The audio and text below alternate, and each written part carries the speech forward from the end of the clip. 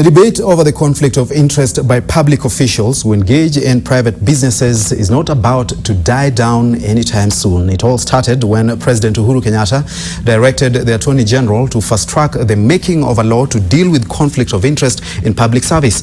Now legislators want the president himself to lead by example by declaring his interests in transacting business with various government agencies.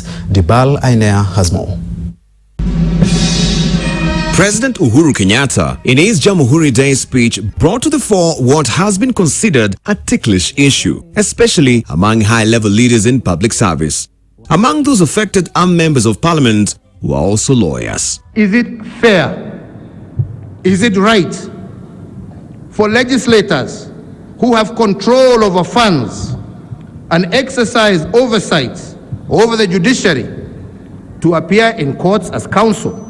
The head of state directed the Attorney General to fast-track the submission of the Conflict of Interest Bill to Cabinet for approval and then to Parliament.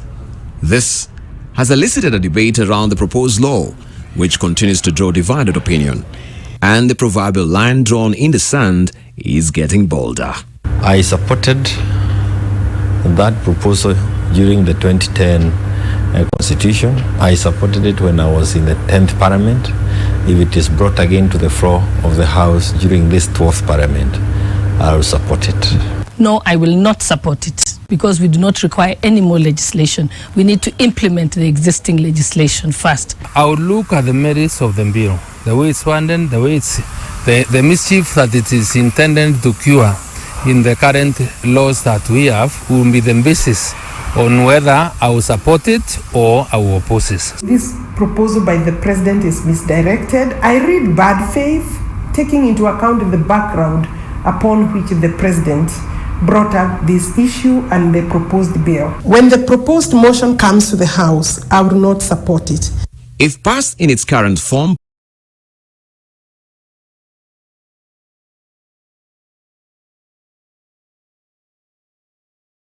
service will be forced to declare their rental income, business income, farming income, investment dividends, pension, royalties, developed and undeveloped land, marine vessels, aircraft, and the list goes on and on.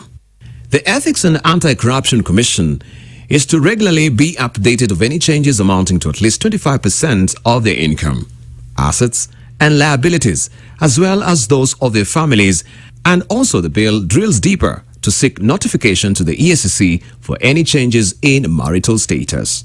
The debate has drawn criticism to the executive, with no less than the head of state and the first family being pulled into it. Some legislators argue that he is no exception when it comes to conflict of interest. This is in line with some of the Kenyatta family affiliated properties, such as Brookside Dairies, and now the NCBA Bank, where the first family has stake in what was initially CBA Bank. Governor Sonko gave the contract to Brookside Dairies to supply milk to all ECD education centers in Nairobi County. It is owned by the Kenyatta family.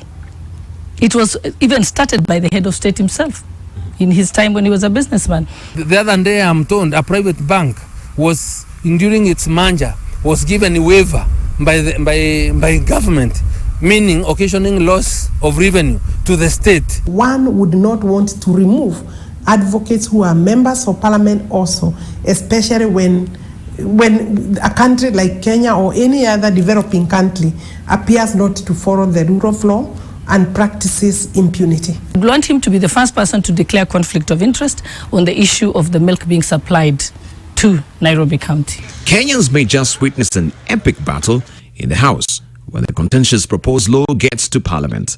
Will it be a walkover for the president or a high-wire act for the legislators? Or will Kenyans be treated to theatrics that have been witnessed on different contentious issues in the past?